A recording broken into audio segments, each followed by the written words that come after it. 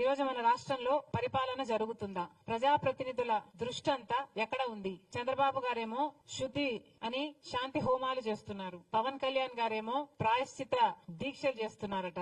ఇక ఇప్పుడు జగన్మోహన్ రెడ్డి గారు కూడా ప్రక్షాళన పూజలు చేస్తున్నారట. ఒకరి మీద ఒకరు పోటీ పడి మరి నీచమైన మత రాజకీయాలు కాకపోతే ఇది ఏమిటి అని అడుగుతున్నాం. చంద్రబాబు గారిని అడుగుతున్నాం. బయట మార్కెట్ లో నెయ్యి ధర 700 నుంచి 1000 రూపాయల వరకు ఉంది. జగన్మోహన్ రెడ్డి గారి సర్కారు 320 రూపాయలకే నెయ్యి సప్లై చేసే టెండర్ కి ఆమోదం తెలిపిందని మీకు తెలుసు. నెయ్యి కల్తీ అయిందని, లడ్డూలకు వాడే నెయ్యిలో beef టాలో, Pig fat, fish oil ఉన్నాయని నేషనల్ డైరీ డెవలప్మెంట్ బోర్డు ఇచ్చిన రిపోర్టు మీకు తెలుసు. మరి ఇన్ని సాక్ష్యాలు, ఇన్ని ఆధారాలు, ఇన్ని రిపోర్ట్లు మీ దగ్గర పెట్టుకుని కూడా ఏ చర్యలు ఎందుకు లేవు? ఒక పక్కేమో కూటమి సర్కారు ప్రక్షాళన దీక్షలు చేస్తున్నారు, ఇంకో పక్కేమో ఇప్పుడు జగన్మోహన్ రెడ్డి గారు ప్రాయశ్చిత దీక్షలట, ఈయన ప్రక్షాళన పూజలట.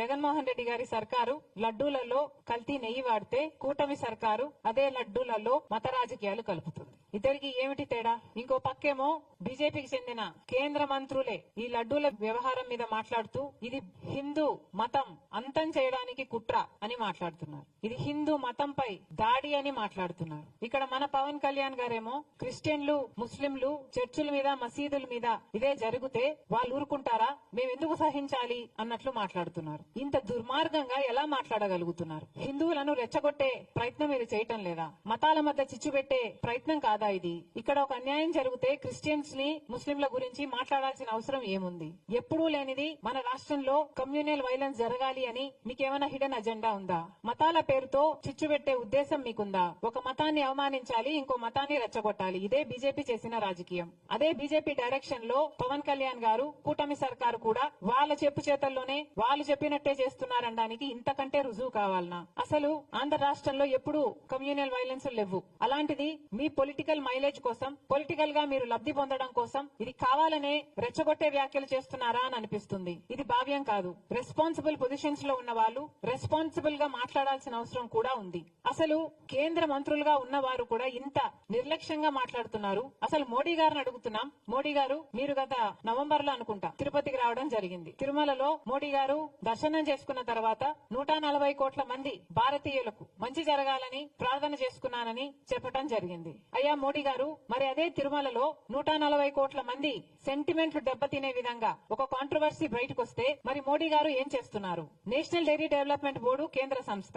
ఆ బోర్డు ఇచ్చిన రిపోర్టు ప్రకారమే చనిపోయిన జంతువుల కొవ్వు ప్రసాదంలో కలిపారు అని వాళ్ళు ఇచ్చిన రిపోర్టే చెప్తుంటే మరి మోడీ గారు కనీసం స్పందన కూడా ఎందుకు లేదు? మీరు చెప్పినట్టే 140 కోట్ల మంది భారతీయులకు సంబంధించిన అంశం. మరి అలాంటప్పుడు కనీసం ఒక సిబిఐ ఎంక్వైరీ వేయాలని మోడీ గారికి ఎందుకు తోచలేదు? 2 నెలల కిందనే నేషనల్ డైరీ డెవలప్మెంట్ బోర్డు చేతిలో ఒక రిపోర్ట్ వస్తే 2 నెలలుగా ఏమీ చేయలేదు. ఒక సిబిఐ ఎంక్వైరీ వేయడానికి మోడీ గారికి ఎంతసేపు పడుతుంది? మరి ఎందుకు చేయలేదు? నిజంగానే హిందూ మతం మీద కుట్రే జరుగుతుంటే మరి సిబిఐ దర్యాప్తులో అది తేలేది కదా?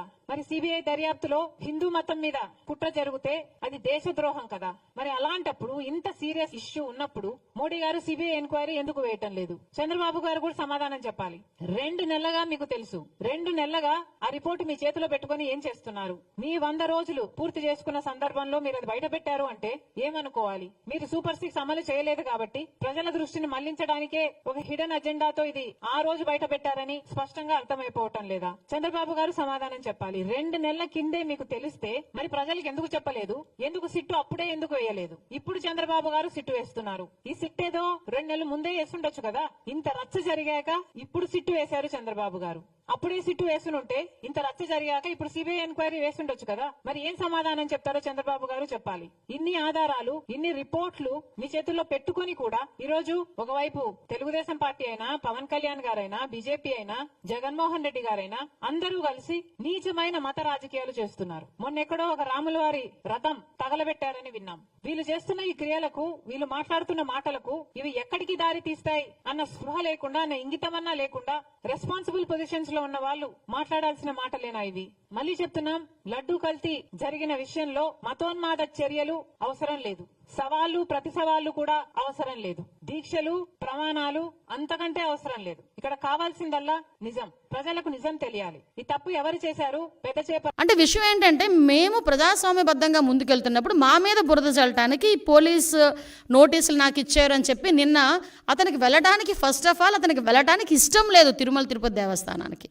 దట్టు డిక్లరేషన్ ఇచ్చేయడానికి అసలు ఇష్టం లేదు. మళ్ళీ నేను నొక్కి పెడుతున్నా, డిక్లరేషన్ వన్స్ ఇచ్చి కనుక ఆయన టెంపుల్లోకి వెళ్తే వాళ్ళ ఇంట్లో తల్లికి చెల్లికి బట్టిన గతి అతనికి పడతాదేమో అన్న ఉద్దేశంతో అతను వెళ్ళడం మానేశాడు. ఆ మర్మం ఏంటో మీరే గ్రహించండి. అంటే విషయం ఇది అయింది. తర్వాత ఈరోజు ఒకవైపు నుంచి తిరుమల తిరుపతి దేవస్థానానికి బ్రహ్మోత్సవాల టైంలో రాజకీయ నాయకులే కాదు, సుప్రీంకోర్టు జడ్జెస్, వివిధ విఐపీలు అందరూ వస్తారు. ఆ భద్రత కూడా మాదే బాధ్యత.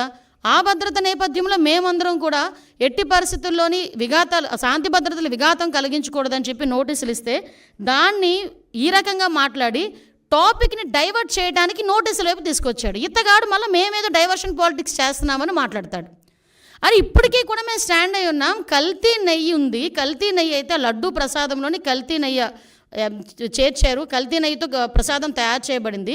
దాని గురించని ముఖ్యమంత్రి హోదాలో ఉన్న చంద్రబాబు నాయుడు గారు కానీ, ఉప ముఖ్యమంత్రి హోదాలో ఉన్న పవన్ కళ్యాణ్ గారు కానీ, లోకేష్ బాబు గారు కానీ మేమందరం మాట్లాడుతున్న ఈ నేపథ్యంలో దాని గురించి మాట్లాడండి అంటే, దాని గురించి మాట్లాడకుండా నేను మెట్లు ఎక్కుతాను, ఏంటది దర్శనానికి వెళ్తాను అని చెప్పి డైవర్ట్ చేయడానికి ప్రయత్నం చేసింది నువ్వు. ఈరోజు మళ్ళీ తిరిగి డైవర్షన్ పాలిటిక్స్ అని చెప్పి మా మీద మాట్లాడే పరిస్థితి కనిపిస్తూ ఉంది. ఈ నేపథ్యంలో ఒక గోల్డెన్ వర్డ్ వచ్చింది నిజంగా, లడ్డు నాణ్యత అట, లడ్డు టేస్ట్ అట. అరే నాకు అర్థం కాంది, జగన్మోహన్ రెడ్డి ఏ రోజైనా లడ్డు టేస్ట్ చేశారా? తిరుమల తిరుపతి దేవస్థానం ప్రసాదం లడ్డూని ఆశీర్వాదానికి అక్షతలు వేస్తేనే 10 సార్లు దూకున్నాడు. అక్షంతలన్నీ అయిపోయినంత వరకు ప్రతి టీవీ వాళ్ళు కూడా చూపించారు. అది ఎక్కడ? మండపంలోనే. ఎక్కడ ఆశీర్వాదం ఇచ్చిన ఆ మండపంలోనే. ఇంకా సాల్వ్ అయ్యక ముందే అక్షంతలు వేసిన దానికి, ఆ పంతులు అక్షంతలు వేసిన దానికి మనమైతే ఆ అక్షంతలు ఎప్పుడు ఉంటాయా? ఉంటే బాగున్ను, రోజంతా ఉంటే బాగున్ను, ఆశీర్వచనం అనుకొని మనం చక్కగా బయటకు వస్తాం. అక్కడే 10 సార్లు దువ్వాడు ఆ క్రాఫ్ని. దువ్వేసి తీసేసినోడు ప్రసాదం గురించి మాట్లాడుతున్నాడు.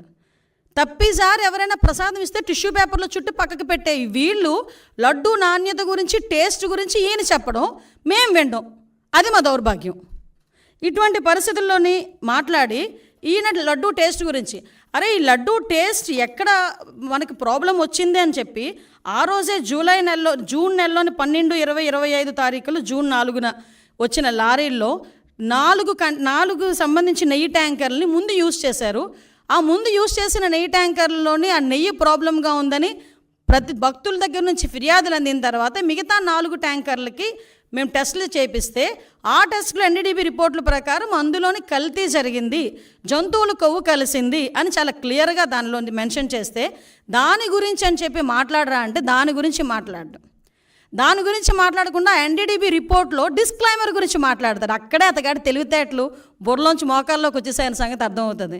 అరే డిస్క్లైమర్ అన్నది ప్రతి దానికి కామన్. అది నువ్వు తలనొప్పి డోలో ట్యాబ్లెట్ వేసుకున్నా కూడా డిస్క్లైమర్ ఉంటుంది, తెలుసా నీకు?